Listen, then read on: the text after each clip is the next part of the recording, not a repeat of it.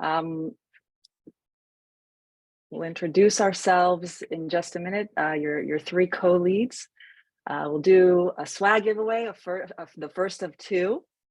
Then we'll do an interview with one of our community members. We'll hand it over to Josh, who'll take us through how he uses Tableau stories to tell business stories. Then Vinodh will do some tips and tricks in Tableau. We'll go to networking, then some announcements. And for those who stay the course, we'll do another swag giveaway at the very end.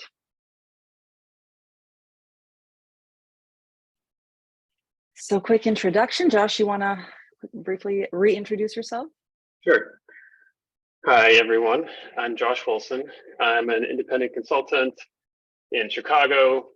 A lot of market research data, survey data, analysis, and data visualization with Tableau. Also do advanced statistical analyses like segmentations. And I started this group last year. This is our second meeting, and happy to have Sharon and Vinodh on board now as co-leads. I'll pass it over to Vinodh. Hey, hello everyone. This is Vinodh. I'm from Chennai, India. So I work for a bank, and I lead a data visualization and analytics team. And I'm a 3-time Tableau ambassador and a 2-time Tableau visionary. I co-lead a lot of community initiatives focusing on social good like SDG, WIS Project, WIS to Educate, WIS for Climate Action. And I also co-lead the Chennai TUG along with the market research stuff. Good to see you all. Over to you, Sharon. Thanks, Josh, and thanks, Vinodh. So hi, everyone. I'm the third co-lead here. Nice to virtually meet you all. I'm a data analyst, and I head a consulting company that helps businesses make decisions using their data. I'm based in San Jose, California, and have been on the Tableau journey for about 8 years now.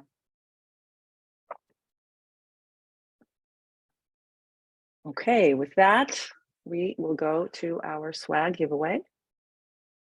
Josh, do you want to send me names so we can spin the wheel?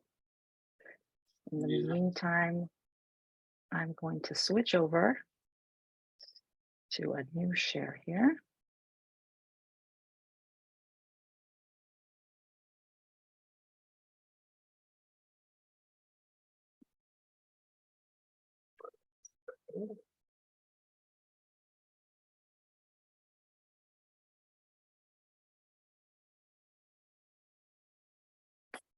Give us a minute, guys. There's a lot of people on the call today, and we want to make sure we have everyone in our there you go. In our lottery. There we go. Thank you.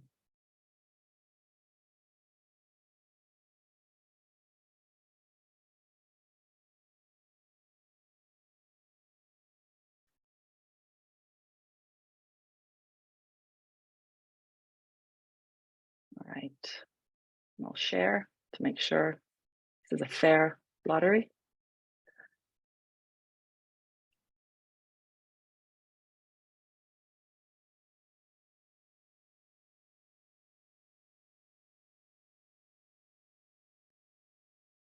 Okay. It is not.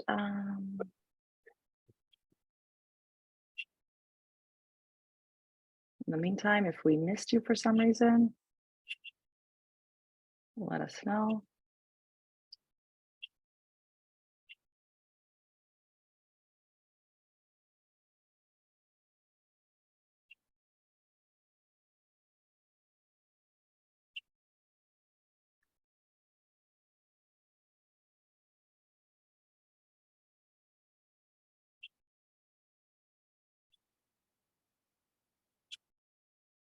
What happens when you have multiple copy and paste?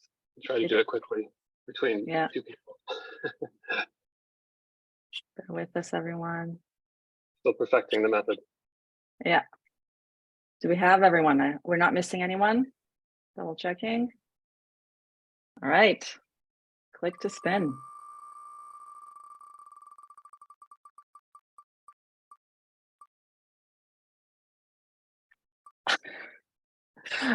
Viraj, congratulations. All right. You send us your email, Raj, then we will follow up with you. Yeah. Super. Going back.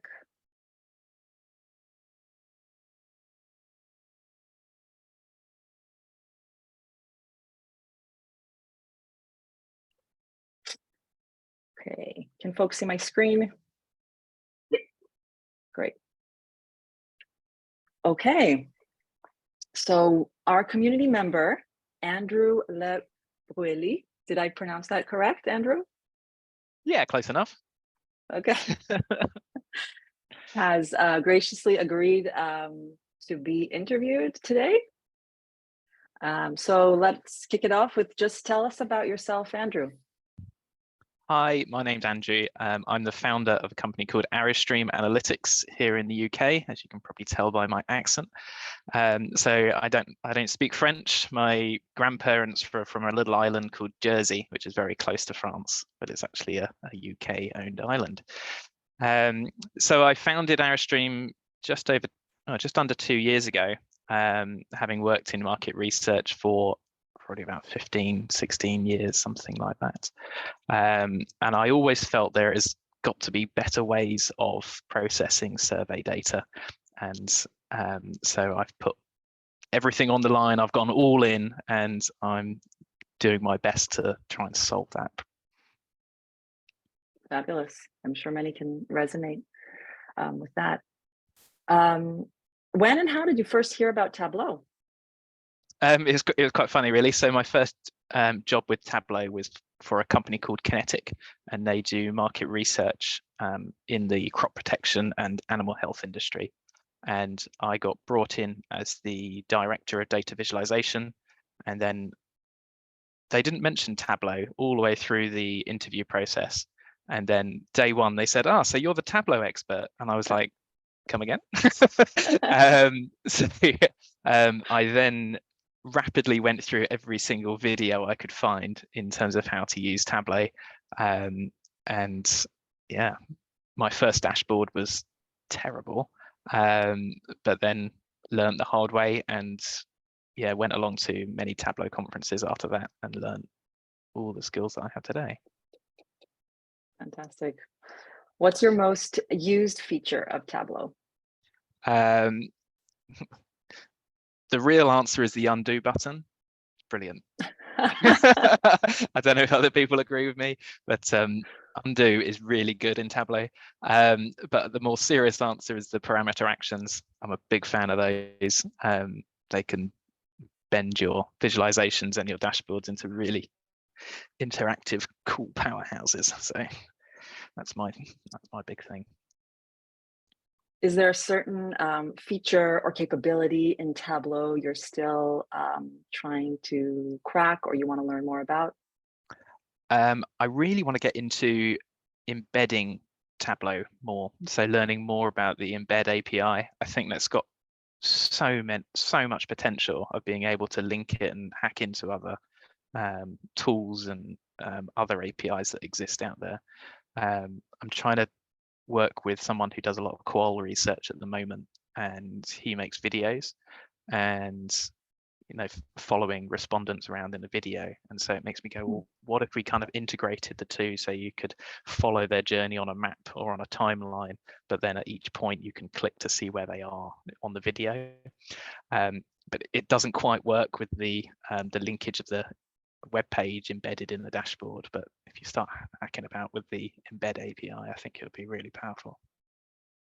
I see a future presentation in one of the future meetings once you crack that.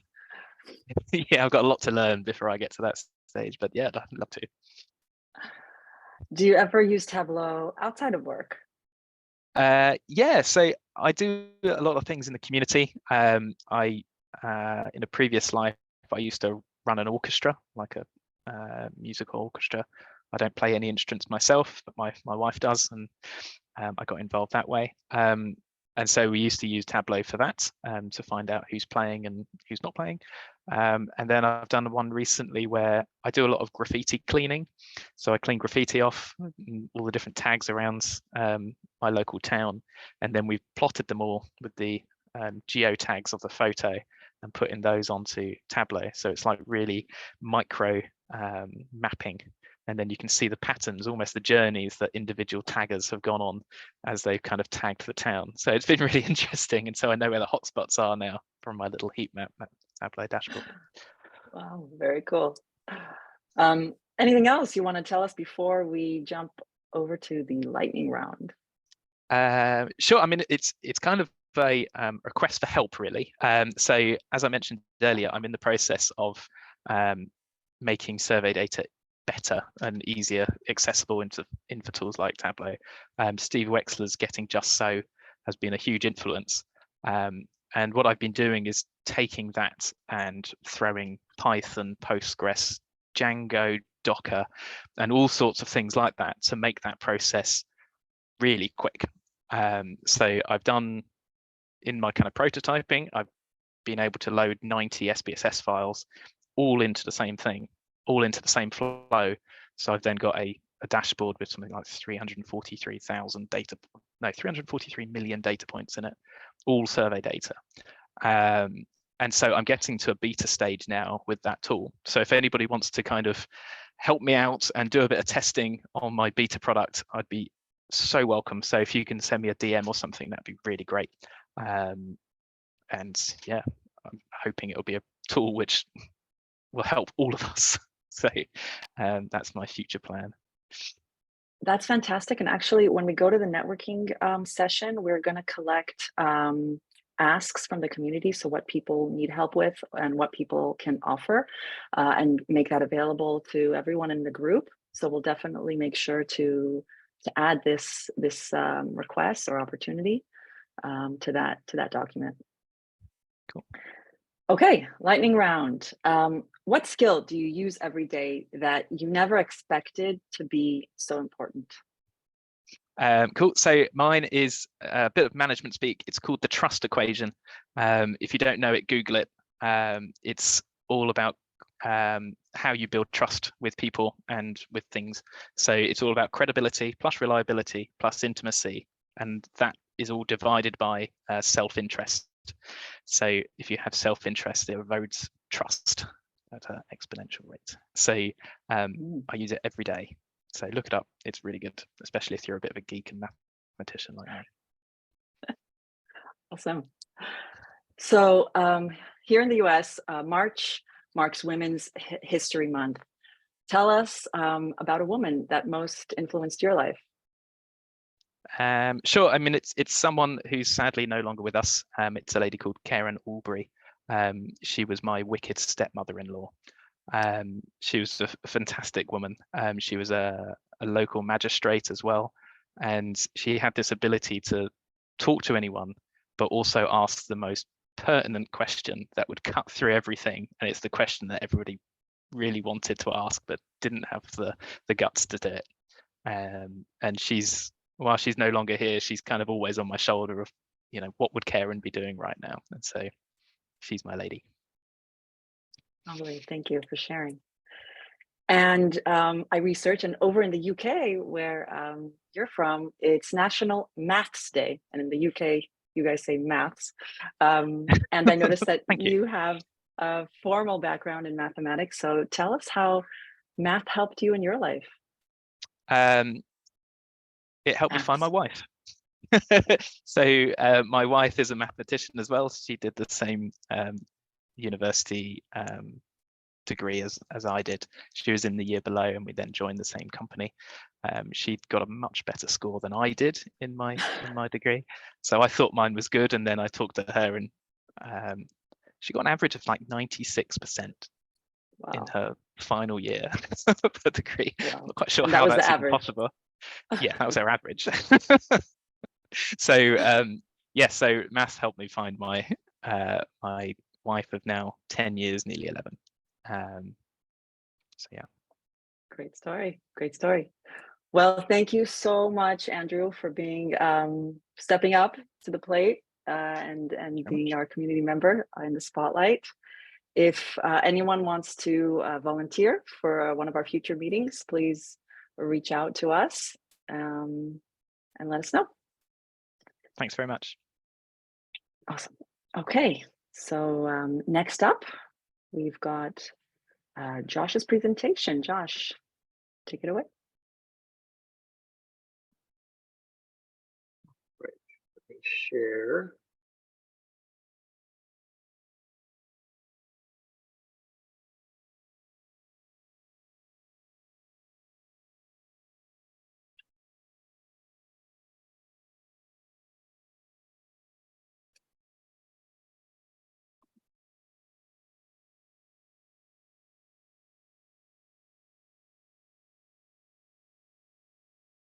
Speaking of presentations, so there's, I don't know if you guys have heard of Microsoft. So I guess maybe this is a Windows thing, but it's Power Toys. And within there, you can, there's something called fancy zones. So if you Google fancy zones, you'll come up with this, but you can, I have a large monitor and I don't want to share like the whole monitor. So with Zoom, you can share a portion of your monitor, but then with the fancy zones, you can like snap windows to a particular area of your monitor as well. So I'll be moving windows into this sort of zone that I'm also sharing then in Zoom. So as a lead into our topic today, which is business presentations in Tableau. And I'll give you a quick background about me. I just kind of did the intro earlier, but to give a little bit more background. So I've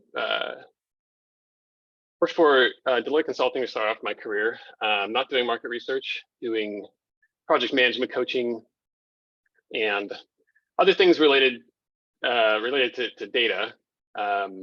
Did a lot of Excel and pivot tables and pivot charts, and first stumbled onto Tableau in 2013, and it blew my mind.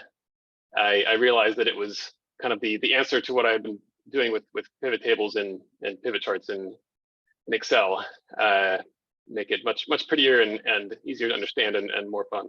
So I've been using Tableau since then, but more heavily in the past 3 years when I went out on my own and stumbled onto some survey data projects when I was just freelancing with Tableau, and that was my intro into market research.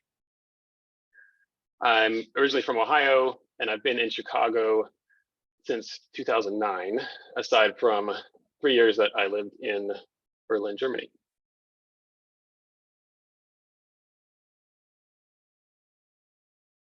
Okay, we're going to do a quick poll.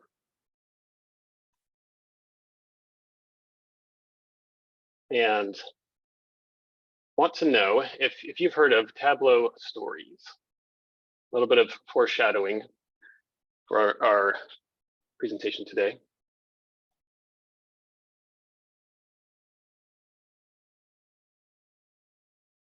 Like we've got almost everyone has answered. So we've got a couple more people. There we go. Share the results here.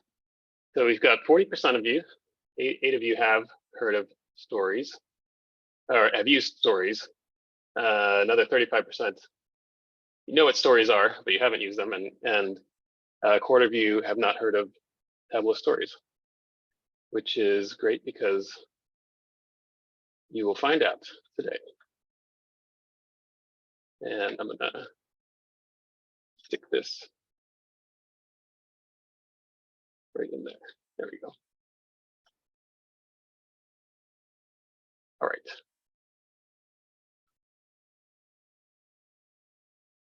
So in the Tableau, we're gonna talk about, you know, the story is, in my perspective, the way that we can present data in Tableau. We'll talk about some different ways. And because oftentimes we have to give a presentation where we have data that we've analyzed, that we've visualized, and maybe we've done that in Tableau, and we're used to presenting. We need to get in some sort of presentation format. We often use PowerPoint or Google Slides or Keynote if you're on a Mac. So the question is, how do we bridge that gap between we have this these cool visuals that we've created that we want to share, and we want to do that in a way that's amenable to a presentation sort of format, to presenting to leadership team or stakeholders or whomever. How do we bridge that gap? In Tableau, there's something called a story, and a story is a sequence of visualizations that work together to convey information. It's different than a dashboard, different than a worksheet. If you're familiar with Tableau, we most often work with worksheets, and then worksheets can be combined into dashboards. And a story is a little bit different. And we'll get into those differences. I want to share just a quick example.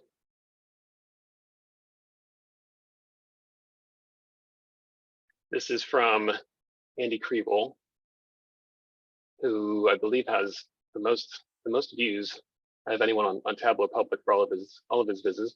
But this just as an example of what a Tableau story is. You can see this is about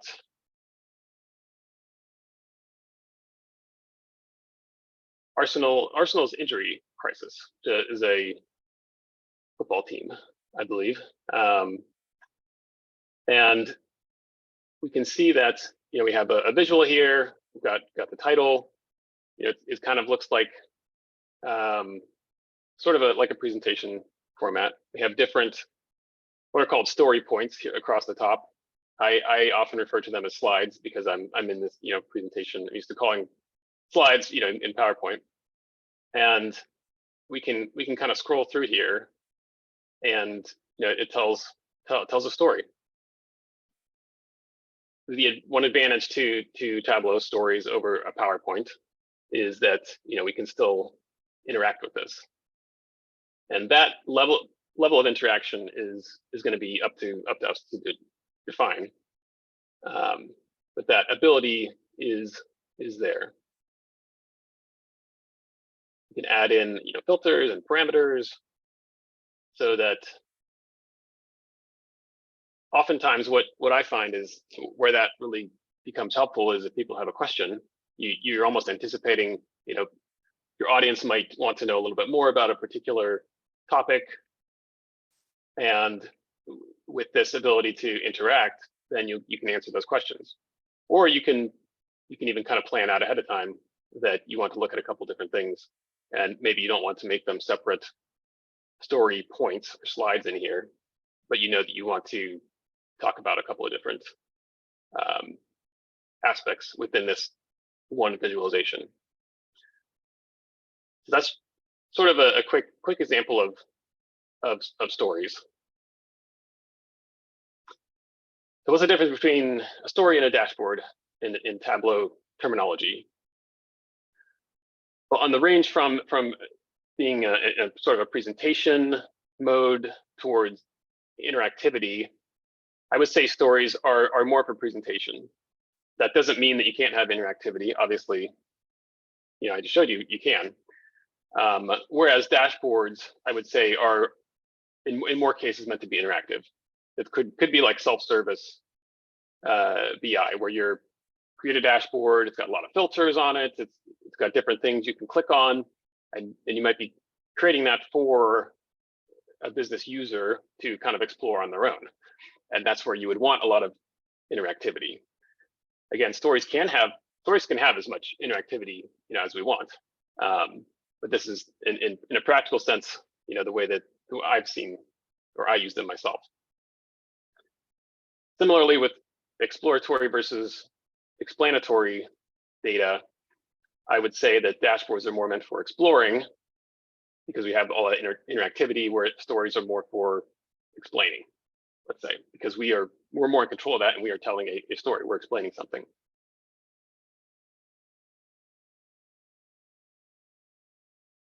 Again, if you want the presentation to be interactive, you might want to use a story. Or if you anticipate questions, you might want a story. Or if you want to present multiple views of the same dashboard.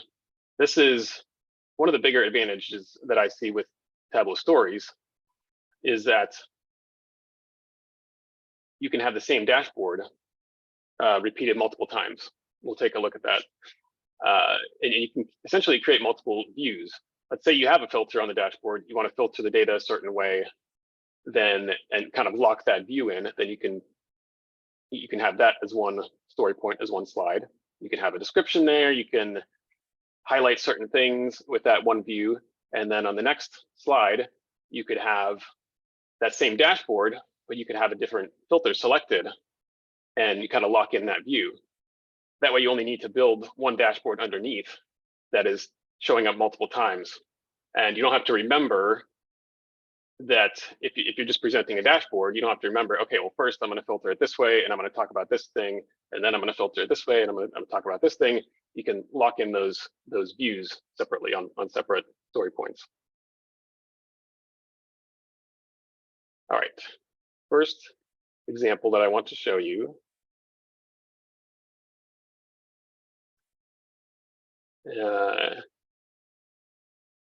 is in Tableau. Here it is.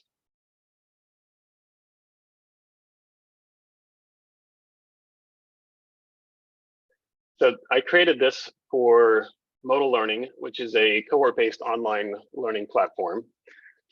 I'm a coach for their data visualization and storytelling courses. And so this is something I created as an example. It uses data from Kaggle, which is for this online repository of data where you can go and look at different data sets. This is essentially market research data. It's about consumers who are buying wine and other things, and their demographics. And so the idea here and the story that I was working with is how do we understand who we should be marketing to, who are our best customers. So you can see we can set this up just like we would a presentation in PowerPoint or any other presentation tool. We can have, it doesn't have to be all visuals. We have a title slide here. We can talk about the project background, right? We analyzed data for this many customers. This was our goal. We might have a slide for a methodology, right? As we often do in like a research report or presentation. We have an executive summary. Say this is what we found out about our after we analyzed all of this data on our looking at our top 20% of our wine spenders. Well, they're much less likely to have children in the household. They account for 50% of the dollars that are spent on wine, etc. So we can still have those elements of a typical presentation. And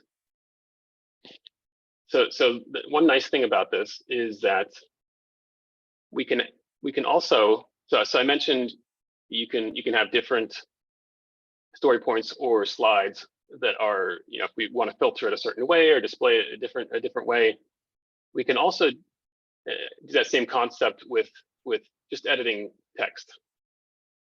And what that means is, here I have a title dashboard. It's a dashboard that's on the that I brought into the story. All it is a text box. And what we can do is that, so text is another thing that we can change, and that can be specific to a slide.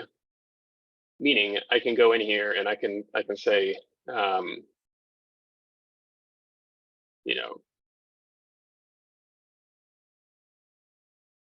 can type whatever I want and say this is the title.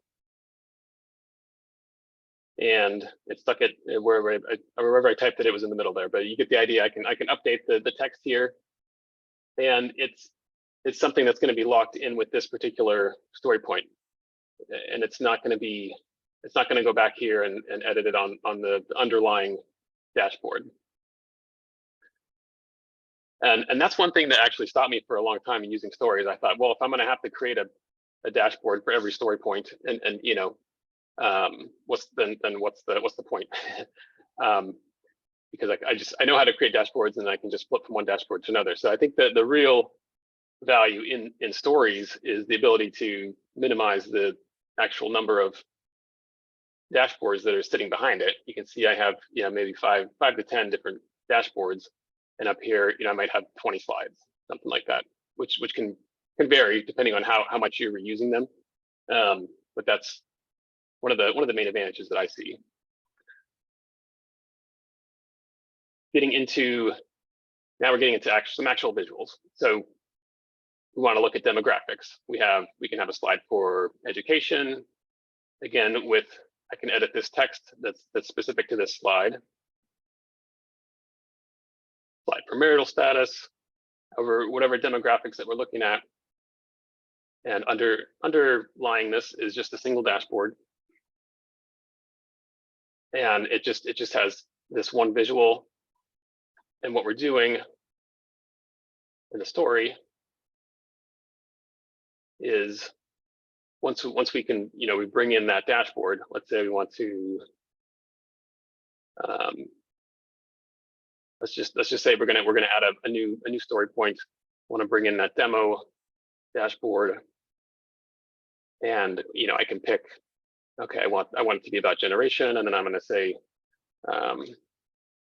something about generation. And then when I click over here, you're going to see that this says, okay, this is updated.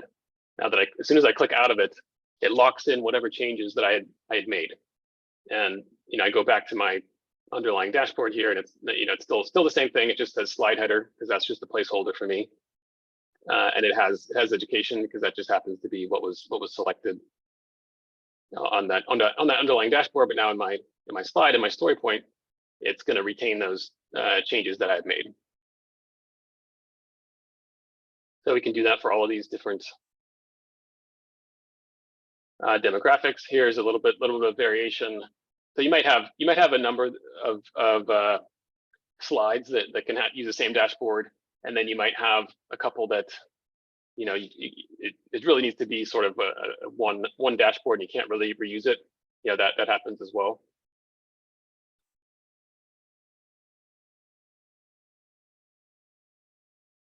So these, I think, are kind of individualized. But again, you know, it's like it's kind of like a presentation. We can have some text up here, we can have some visuals, and now we can also interact with these as we're presenting.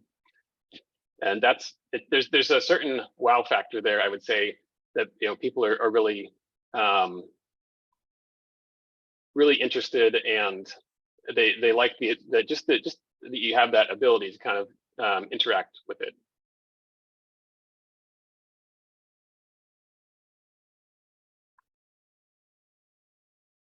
A few other things we can do here. This is another underlying format that I've used a number of times, and this is so you know, depending on your audience and whether or not this is going to be a presentation that you're giving, or you want to leave this with them afterward and have them go in. You could stick a slide in here that is sort of more of like a dashboard or like a self-service BI thing, where you know, your audience can come in here and, you know, they can play around and look at different percentiles to say, okay, if I'm, you know, looking at the top half of customers, you know, where are they, how are they, what's their makeup across the different demographics, right? And then you can really dive in and spend some time on this one slide.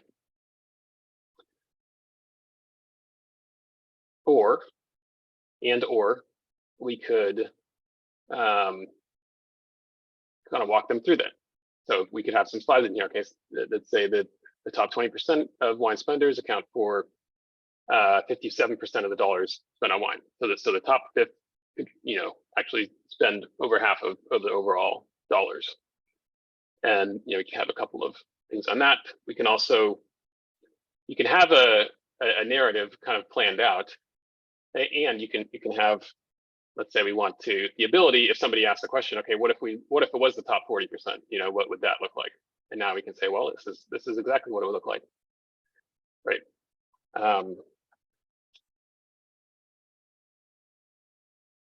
And then using this analysis, the same dashboard, that was for this analysis slide, we can then drill in to certain ones. So we just want to talk about education and household income, and we can have a slide that talks about only those. One thing that I've done here, kind of a hack,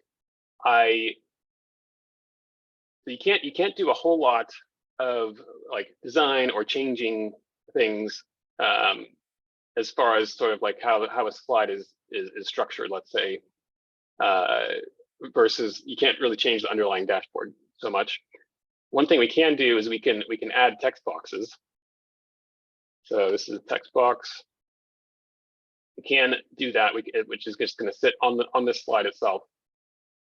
And I do that sometimes, but I also, in this case, these are actually two text boxes here, which I've formatted.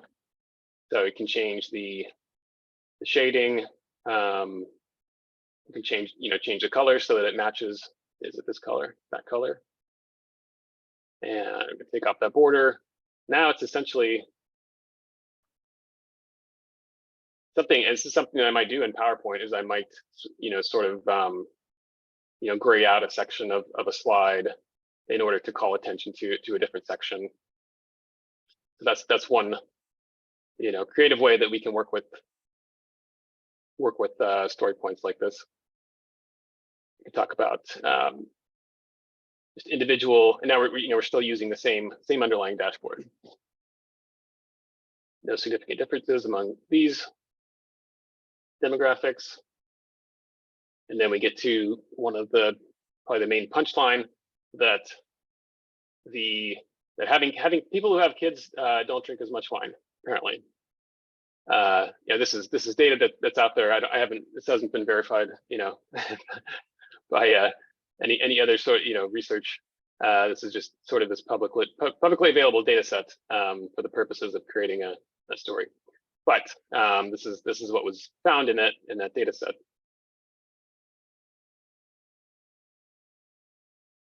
And in this case, we can say actually taking a step further. And now, so we've repeated this same slide, but just changed this top percentile. So we say even looking at the top half of wine spenders, still 43% have no kids. So so it's a way to as you're working with the data, you're kind of finding these different narratives. It's a way to build out that narrative that might be more difficult if you're only using dashboard, let's say. And of course, you could have a dashboard and you could take screenshots and put it into PowerPoint.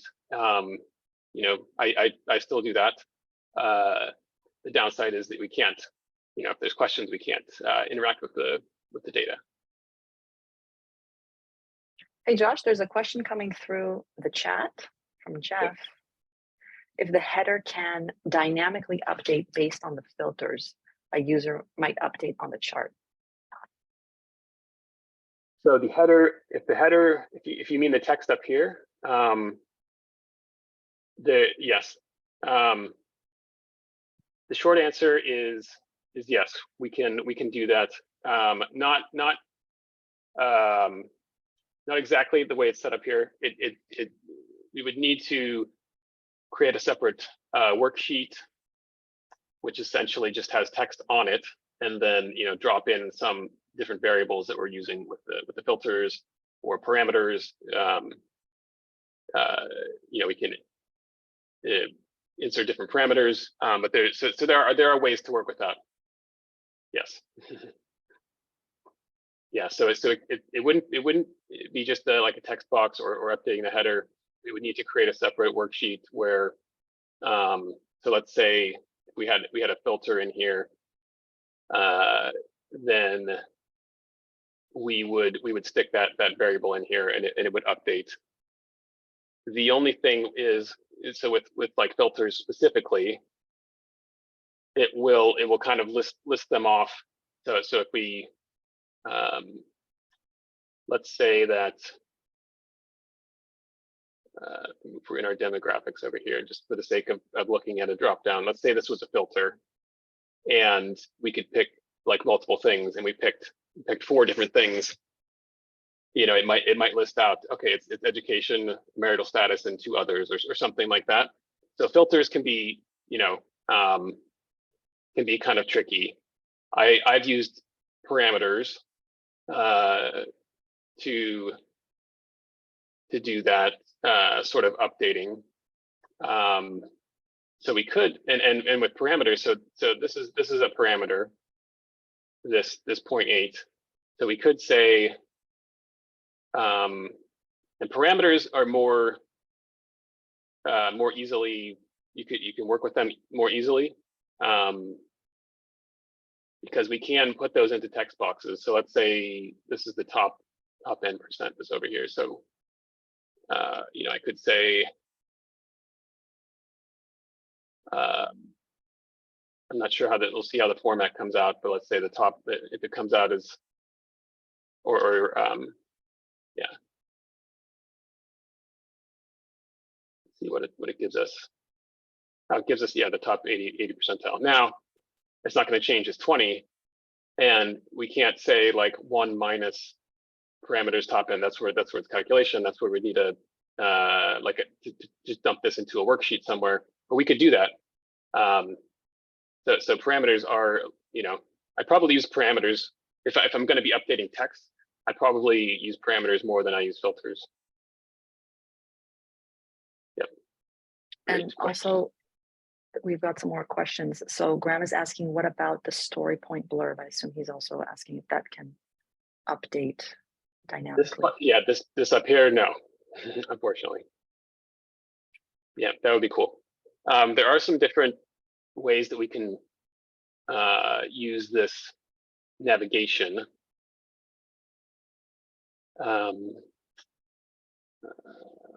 Story navigator.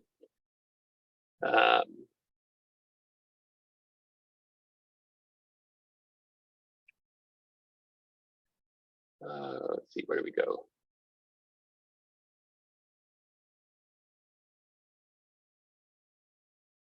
So we can layout. Here we go. So the navigator style. So I have right now I have caption boxes.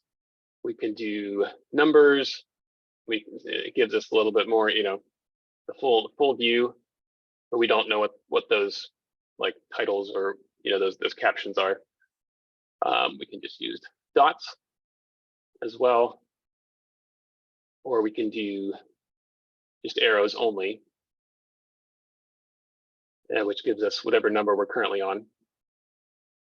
And then for a couple of these, we can also hide or show the arrows. The arrows being a way to navigate to the next one. My default is to not show the arrows, because for me that it gets confusing. I think it's I just mentally I think it's a scroll, so I end up like trying to scroll and then I go to the next one. But there is the scroll bar there, and that's what I use to kind of navigate. As a side note, you can, if you have the like trackpad on your laptop, you can scroll by using 2 fingers. So I'm just using 2-fingered scroll back and forth by just placing the cursor over these navigation boxes.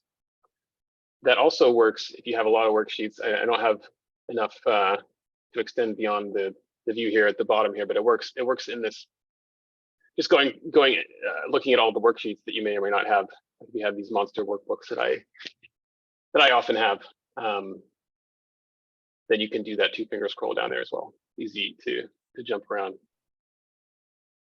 And Josh, is it also possible to transform it into a PowerPoint deck if one wanted to, or a PDF? Yes, great question. Let me just kind of close this out, and I will show you that. So, as mentioned, we can just have some text slides here at the end. So, if we have like recommendations or next steps, we can put all those in here as well, and so it's a like a full presentation essentially. Now, if we want to export this into PowerPoint, we can go to export as PowerPoint, and we can say this story or specific sheets, but you could say this story, and that is what we will get. I gave you a preview of inadvertently, and it essentially exports as images. So it's almost like you're taking screenshots of exactly what is on the screen, which is not necessarily ideal. It looks a little bit wonky with, it looks like we should be able to interact with it, but we can't, right? Because we can see there's that scroll bar there.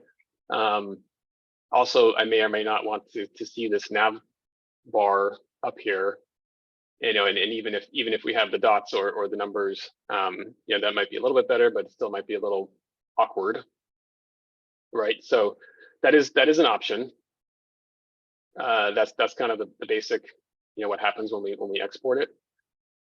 What we can do is kind of a hack here. So we can change the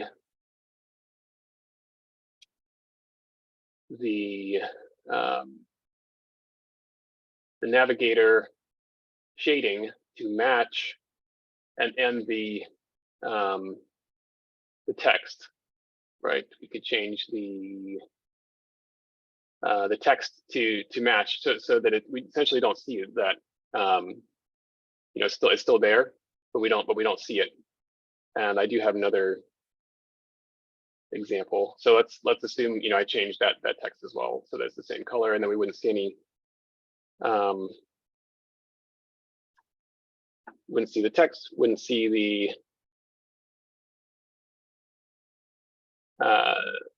backgrounds there. So this is another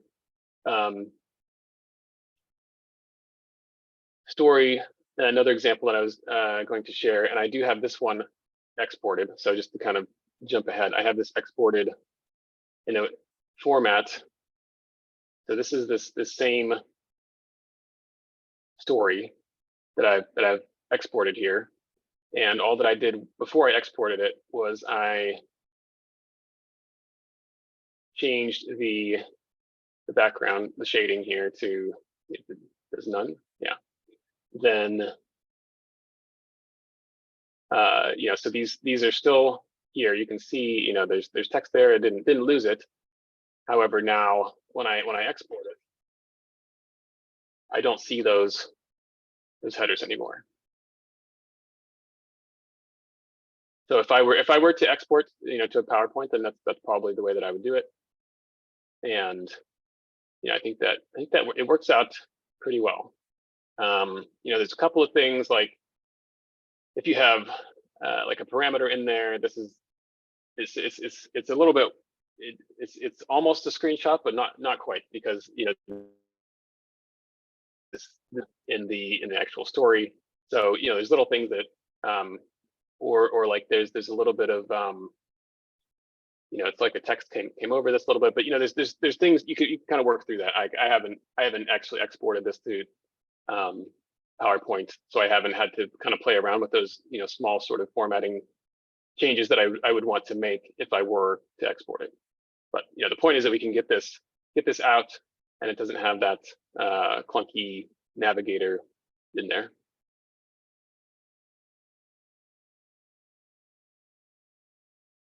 Any other questions?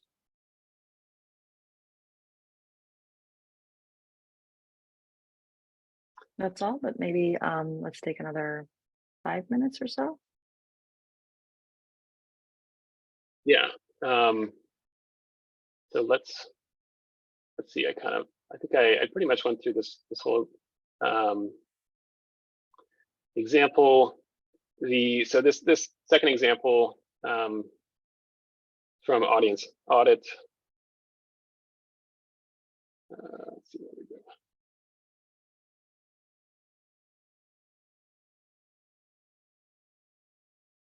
And the audience audit, they're a market research firm that does audience segmentations, and it's actually run by Susan Beyer, who was here for our first meeting in December. And I'm their data visualization lead. This one was a publicly available, so that's how I can share it. Get our navigator back here. There we go. So you can see, yeah, this is about a survey.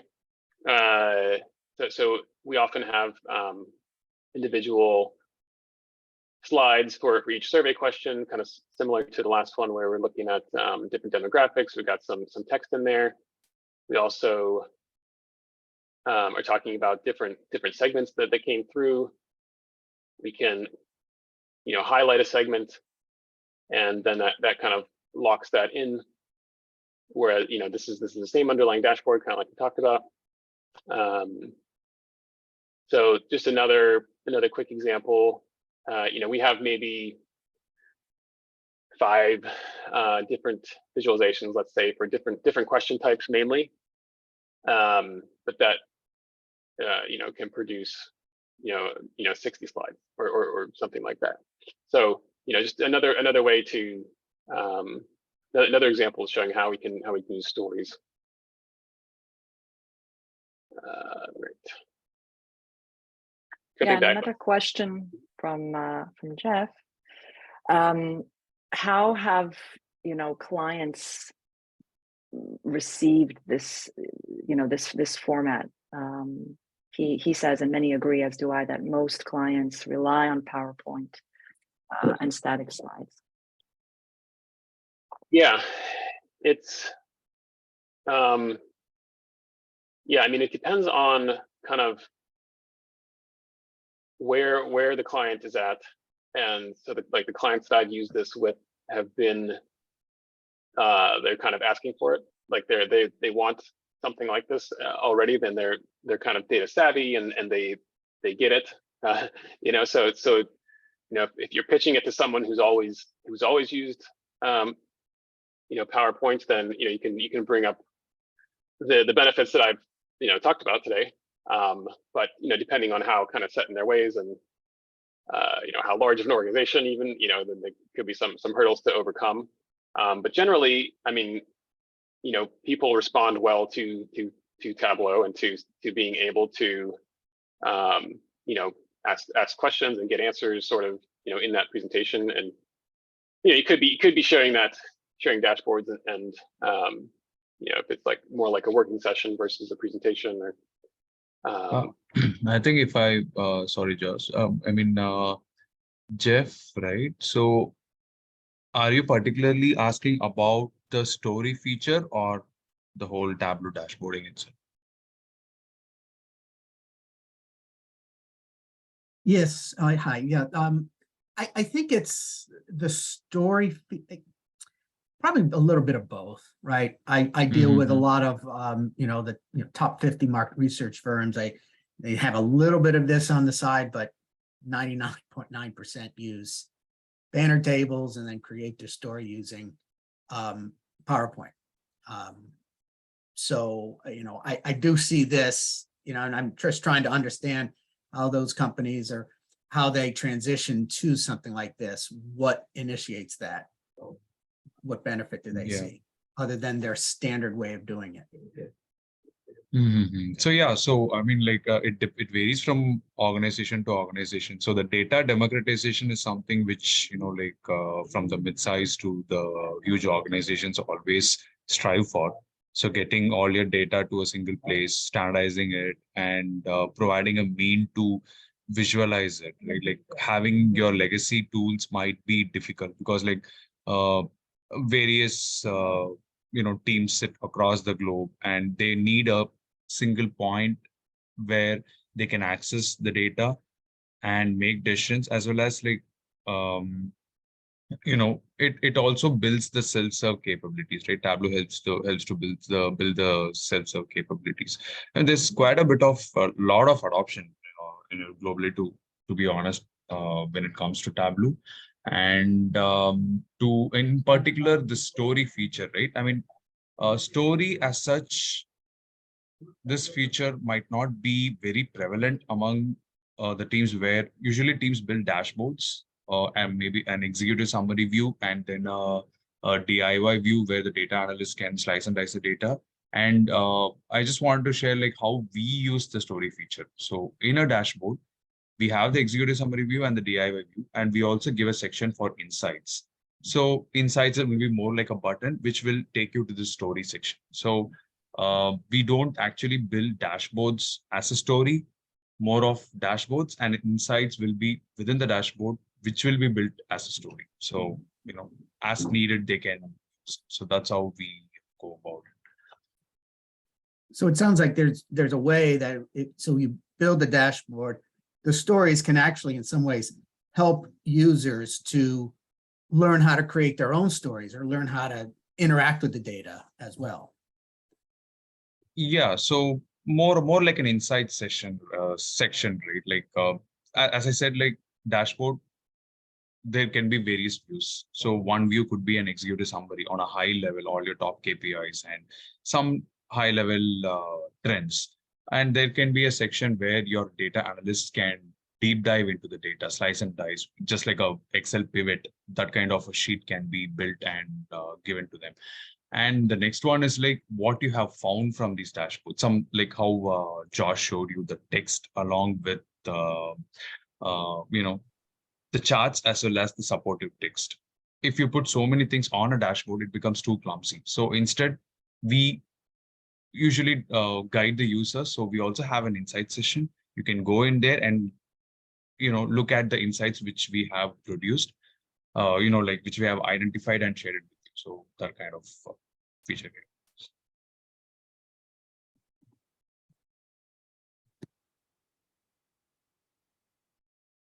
One more question here from Patrick. I'll just read it out. As a follow-up to Jeff's question, much has been written about the integration of different data stores with market research data. But is this really done with market research data that often? It seems so much different to me. But perhaps after it's, well, you know what, Patrick, maybe you want to share your question directly. I feel like I'm not doing it justice. You're doing a fine job. I'll just go ahead and finish up. I was saying that it's respondent based, obviously, and this is anonymity, respondent based. And I thought perhaps after it's been aggregated, maybe it could be then combined with other marketing data. I mean, I haven't come across these types of situations, but I know from some reports I've seen recently, it's a top priority among both client side researchers as well as supplier side. And I'm just wondering if other departments may, go ahead and integrate data stores, but I don't know if, survey data specifically lends itself to that. And if anybody has any examples, I'd be curious to hear them.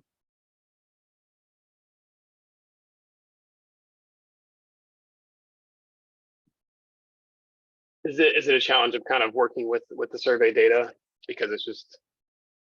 Well, I mean, I think there are, I guess, two issues. Yeah, maybe, one thing I know, some people have encountered issues with Tableau because there's certain unique characteristics, let's say netting responses, again, I can't speak to some of the problems with Tableau because I never dealt with it directly, but other people have mentioned to me that there are some hurdles to overcome. Whereas, some of the tools out there that are specifically used in the MR industry already have kind of, breaking through that barrier or address some of these issues. But then what I'm talking about more specifically is, using the resulting MR data and combining it with, let's say, other marketing data, I don't know, distribution, or maybe even advertising data. I'm just throwing this out hypothetically. Are people doing that? Because I know there was an effort also, I don't know how far along there, there's an API, TS API out of the UK that was it's kind of a nod to SSS actually, which is a standard for data interchange. And of course, it's an API more for the front end than the back end, which was more SSS. But anyway, among the outfits they were going to approach was Tableau. And then, of course, other larger MR companies and even client side to see if they have an interest in that standard. But I think they're still making inroads. But anyway, just to get back to the question, I was just curious to know, how often this is actually occurring in, Yeah, I mean, I've worked with, it was a behavioral segmentation, and so it's basically what you need is you need to have that other data. You need to know that somebody answered the survey this way, and that same person has all these other attributes, right? About their transactions, and if they have some sort of like loyalty or information about their what they're getting points or using points or things, sending emails, they're clicking and doing all these other things. As long as if you have that linkage, that this person responded to the survey this way, and here's all these other attributes. Okay. So like a panel or something where you have existing demos or psychographics perhaps already. Okay. Yeah, you need some way to link together. And, sure. It could be at a higher level, like certain demographic responded to the survey this way, and it kind of gets you have to think through it. If it's different people, even if it's like the same demographic, you could present the information, but I don't know if you would necessarily like link it together. Yeah, that's kind of where I was going at. I mean, even beyond just say respondent specific data, these other data sets are in, I imagine, different units, I don't know, distribution of products, or location of, I don't know, in the case of packaged goods, locations at an end cap or something. I mean, how does this all integrate? I mean, it sounds good in theory, but I don't know if anybody's actually doing it. I mean, not just about MR data, right? So we will be able to blend. I mean, if you take, as you said, like a product demography, or it could be from different data sources. So usually what we do is we kind of consolidate and create as a cube or a single data source. Or if that is not possible, we have the blending and join options in Tableau, where the only thing is we have to find the data lineage, from how these data sources are connected. What's your primary key? Is it a unique ID or customer ID or something of that sort? It's definitely doable, and it's what usually we suggest is when you bring in too many data sources, the right thing to do is prepare your data first, consolidate, and make it as a single data source, and then do your analysis on it. In cases where you cannot consolidate the data due to various constraints, it could be from multiple sources, then there you will go for the blending and the joining options. But the best practice would be to consolidate your data, standardize the data, and then work on the visualization part. Okay. Very good. And again, it depends from organization to organization. Really, there'll be a lot of challenges. In some places it will be easy to handle. In some places it will be too huge. If you take a bank or where data sources comes from various ends of the organization. So Right. Yeah, I imagine the larger, more sophisticated outfits would be doing that.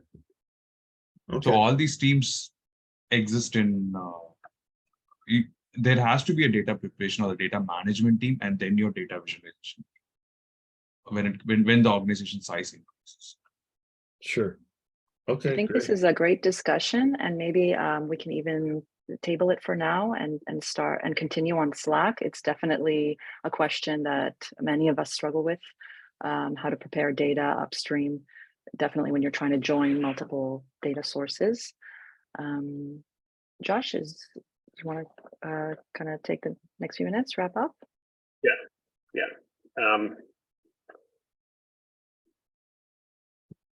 So I just had, a few more slides here, but I actually think we've covered a lot of this. For the, as far as the height and width of the story, I got there from a trial and error, basically, of wanting to be able to export it to PowerPoint. But you can kind of play around with that depending. Can you still hear me? Yeah. Okay, my headset died.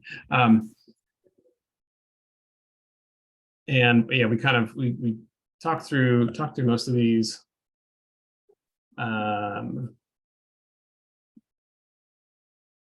Yep, I think we talked about all of these. There's also a way I can send a link afterward, but if you have like a logo or some sort of image that is on multiple dashboards and that you need to, maybe you have the same or similar studies you're going to be repeating, and you have sort of like a template and you want to be able to replace them quickly, there's a way to do that by using worksheets. I can post that on Slack. And if you want to connect with me, feel free. And that's my Tableau public. I can put those links in the chat.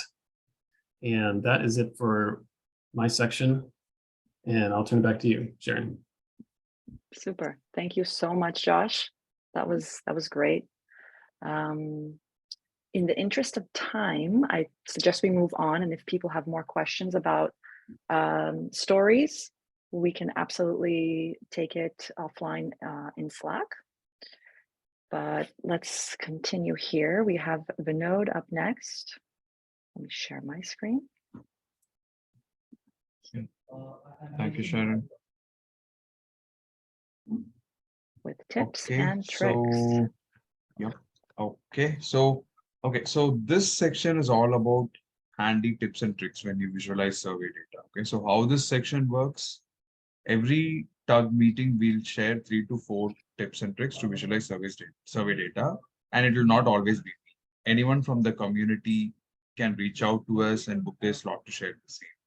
So this week we'll see some very basic tips just as a warm-up, but as we move to further meetups, more useful and innovative tips will be shared by our volunteers. So please do volunteer, through our Slack channels, or reach out to one of us, and we'll be happy to host you and learn from you as well on the various tips and tricks which you will be using at work to visualize survey data. Okay, so in the interest of time, I'll just quickly, as I said, it's more of a warm-up session, and it'll be very basic, probably for the people who are just starting to look at survey data and trying how to visualize it. Okay, so the very first one is how do you visualize an yes/no response?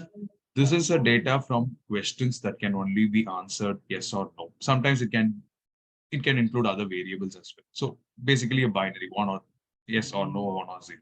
Such data can be visualized to show the percent of respondents that selected a certain option, say yes or no.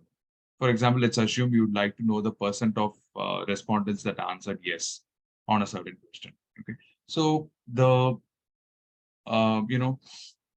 so it's basically in these kind of scenarios, you can just use a simple bar chart or a pie chart.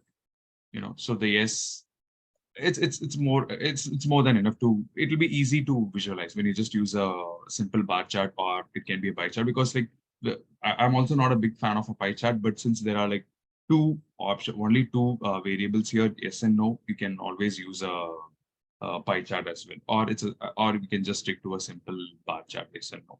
So I think there is a chat question. Should I take that? What is that? Sure. Do you want me to read that to Three you? types.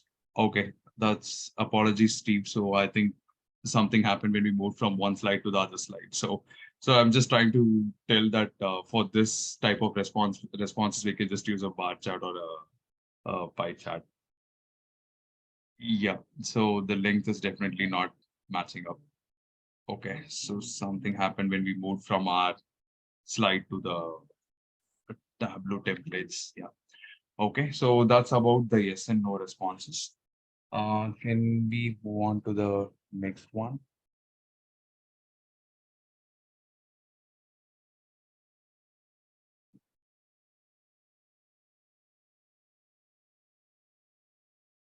Okay. Is my screen Okay. displaying the next yeah. one? Yeah. Sorry. Okay. Yeah. The next one is the Likert responses. So Likert scale is a rating scale used to assess opinions, or behaviors. So it could be, to put it in simple words, it's more like when you give a survey and the values range from highly satisfied to highly dissatisfied, with a value of neutral or satisfied or dissatisfied in the middle. So these kind of responses can be visualized using a stacked bar chart of this sort. Again, there could be see, whatever chart suggestions we give is up for discussion. It's not one size fit all, but this will work well, is what we suggest. And if there are any suggestions, you can also give it now, or like you can share it with us later also. We'll be happy to learn from you when you present, right? So when it comes to Likert responses, stacked bar chart is something which you can look at, which might tell you the story. Yeah. The axis is definitely not proper here, but what we are suggesting here is the chart type. Okay, so that's about Likert responses. And can we move on to the next one? Yeah, so there'll be some survey where you'll be asked to give a single response or a multiple responses. So in all these scenarios, you can just try and show it as a bar chart showing the percentages on how much, how each of these responses have taken the value. Say, you don't have to overcomplicate it or look at any fancy charts. So keeping the information simple when you're visualizing survey data is will be will help you to understand the information that is portrayed there easy. So what you see here is a simple bar chart, which basically shows how the response rates are on the various channels, say Twitter, LinkedIn, Facebook, and newsletter. So if you just see it as a simple bar chart itself, it's more than it tells you the story. So when it comes to multiple responses, you can opt for a simple bar chart on a descending scale, so that it tells you a story at the moment you see it. Okay, so that's another thing which we wanted to share. So what we wanted to showcase here is like what you saw now are like three different simple basic tips, right? Like how do you visualize survey data, and what we expect from the audience or through the connections is like from the next Tug meeting. In each of the meeting, we would like one of you to join us and share more detailed and intuitive tips, which will be helpful for all of us.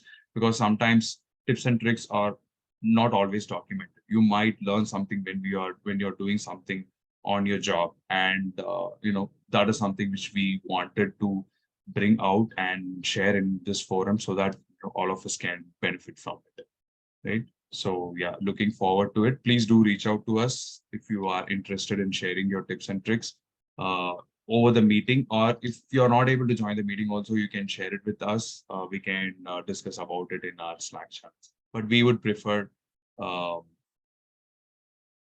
we would prefer if you can join and join the meeting and share it with us. Great. Okay, Thank so we you have so a much, tip from Vinodh. Steve. Just a second, a single punch question. So I wish I could, but a multi-punch, the results almost always have. Yeah, thank you, Steve. Thanks a lot. That's a great tip. Yeah. Super. So we ran over a little bit. We've got, I think, about 8 minutes left. So we want to give people a chance to interact together. We're going to set everyone up in breakout rooms of about maybe 3 or so people. And maybe each one of you can take a minute and a half to introduce yourselves. So select one who will record the group's discussion and jot down points about what help people would like to ask from the community. What can people offer in return? When we come back, the co-leads will aggregate all the asks and the gives in a shared document, which we'll then share on Slack. And hopefully this can help engagement amongst community members. And we can send them off to breakout rooms.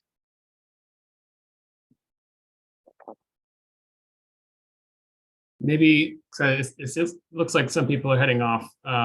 Maybe before we do that, we just share An announcement. Yeah. Sure. Okay, that's a good idea. So a couple of announcements. We just wanted to share the link again to our Slack channel. We'll put that in chat. So those of you who want to join can join us there. Josh is gonna put that in the chat.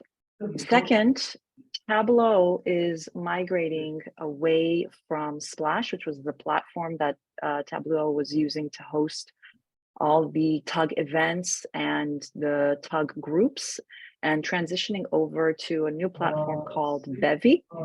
We will also share with you a link to join the market research Tableau user group page on Bevy, so that you get notified when we have another meetup, events, communications, etc.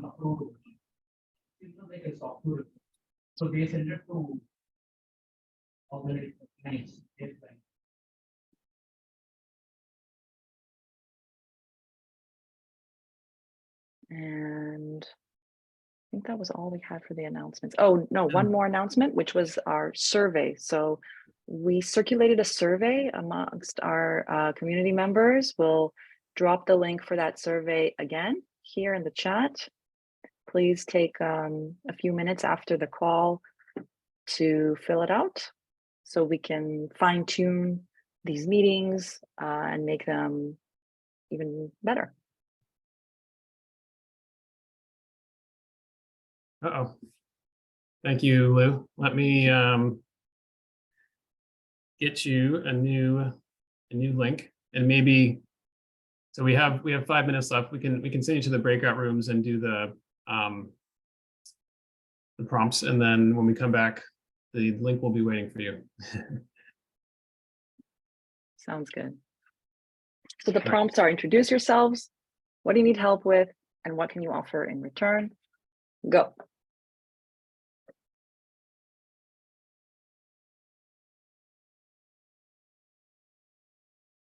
The rooms are open.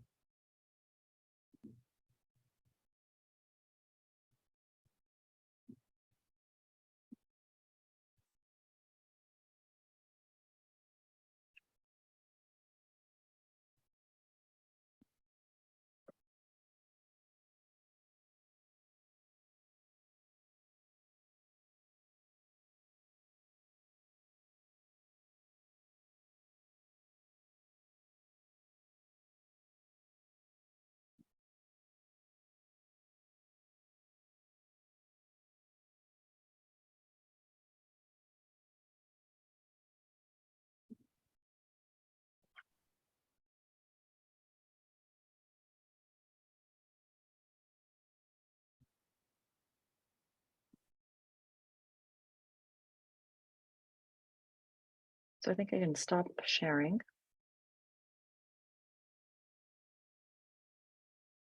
There's not much more content-wise, and you're going to do the giveaway.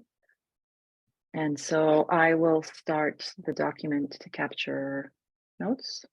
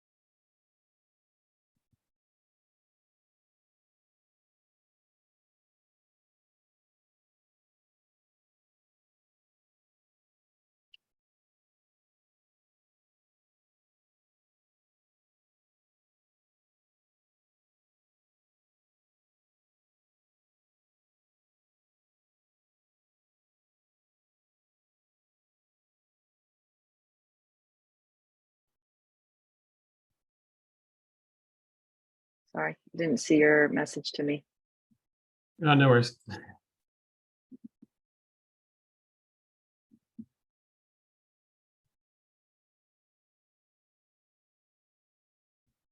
Let's see. Now, what I don't know is we click close all rooms. Does it close them immediately, or Yeah, it gives them a few seconds, I think. or does it? Because usually it says like, oh, you have a minute left or something, but I don't know. Right. When you're in a room, it tells you you've got a minute left, but it doesn't give you the option to That's think we should bring them back because it's a minute too. okay. Yeah, it gives them 60 seconds. Okay, great.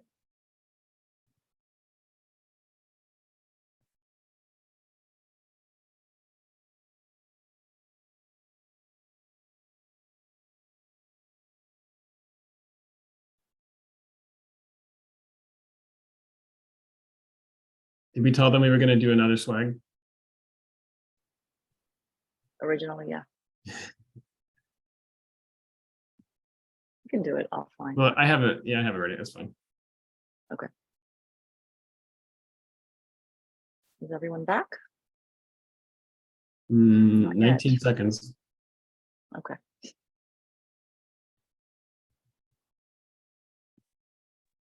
I'm not sure of the others, but we are back. Good to have you back. Yep.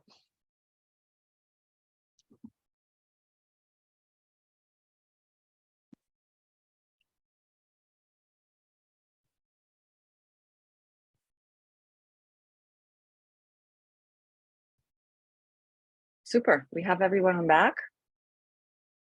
And we've got a minute left, or if people can go over a few minutes. Room number 1. Do you want to share? Asks and gives. Well, for us, Andrew reiterated his request for testing his product, and he will go into details in the Slack. Right, Andrew? Where are you? Yes. Yeah, thanks. And Lou asked for just continuation of technical tips and tricks and how to visualize survey information, things like that. And I didn't have time to say, but I'll write it down also. I'm looking in general for gigs. I'm a data consultant working in the San Francisco Bay Area, and get in touch with me if you're thinking you have something interesting. Great. Thank you, Anat. Room 2.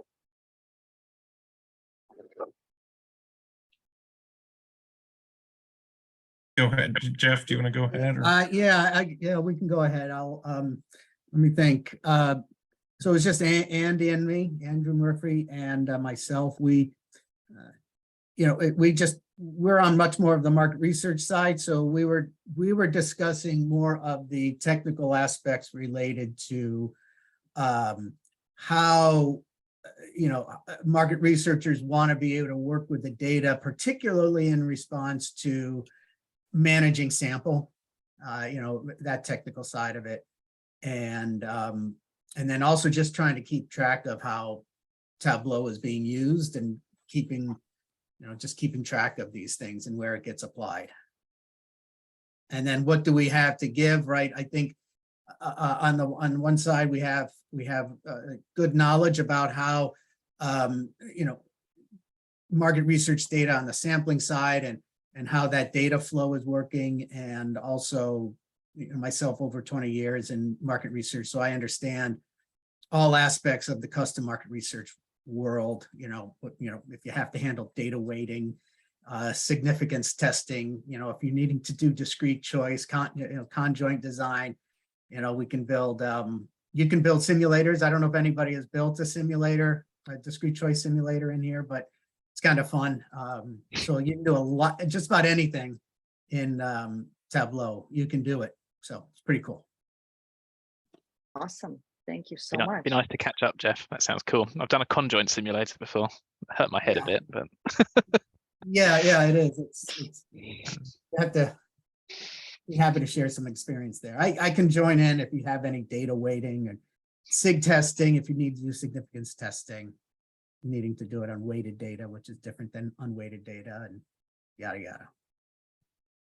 The only other thing I'd add is I'm messing around with some sentiment analysis. So I'd love to have, if anybody's interested in that or that world, and I have a kind of early stages of some simple tool that would let you kind of get a response from an API. So if anybody's interested in any of that, reach out to me and we can connect. Super. Thank you, Andrew. Yep. Room 3. Room number 3 was Barrage, myself. We didn't really address some of these questions formally. We share kind of a common bond as far as the DPN backend data processing. Actually, he moved on from that about 6 years ago, but he's still with UGAM over in Mumbai, and then he's used a couple of the technologies that I'm currently using, Quantum Company's quantum software, but he used Dimensions as well. And I'll let him speak to what he's doing currently, because he has moved a little beyond the MR world, although he's still interacting with those folks, and he's doing more of the Tableau work than I am. And I'm certainly new to Tableau, but I'm familiar with some of the other offerings in the MR industry as far as moving software to the presentation side and onto the analysis, and what different tools are out there for that. So did you want to say a couple of things, Viraj? Or Right. So yeah, as in we didn't follow those set of questions, but Okay. we just bonded on those common terms, as he said, and I am actually moved out of market research, but then I am kind of a community builder within my organization. So in that scenario, I keep getting asked market research data, how to visualize this data. And then I came across this tag and I said, let's be part of it, where, I kind of learn something and probably take it back to the community within my organization. And I'm That's actually nice. helping.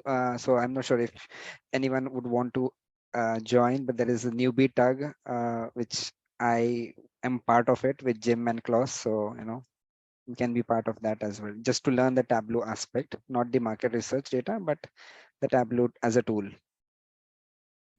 Which tug is that? The newbies tag, Tableau newbies. Okay. Great. So we have one more swag giveaway. Mhm. And I will collect all of these asks and offers and post them to Slack. Make sure you're on Slack. Thanks everyone. It up. And I lost it. Where'd it go? So before we move on, just a second. So like you can share like what kind of tips and tricks you are expecting from these sessions, right? Like share it with us, probably over mail or over the Slack channel, so we can plan accordingly. Not just so we get a fair view on what kind of tips you are expecting from this session.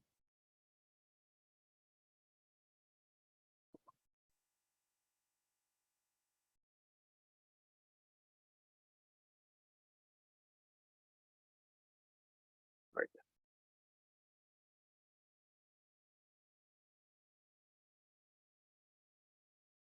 I think some of these people are left, but they stayed long enough to make it on the list. We'll follow up with them. It was a lot to ask. We're over time here.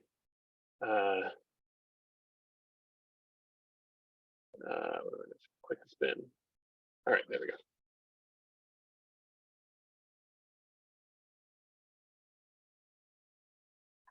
Oh, so close. Oh. Is she here? I think she dropped. Okay, Spin well, again. Spin again. we'll try and follow up. And if we can't, maybe we'll do a backup. We'll do a backup. So if we can't get a hold of Brianna.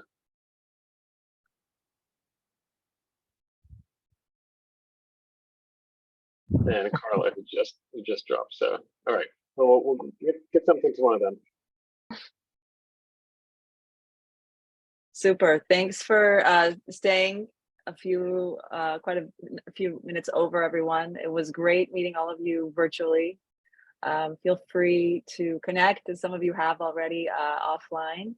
And we look forward to seeing you at the next one. Very good. Thank you. Great, guys. Thank Thank you. Bye-bye.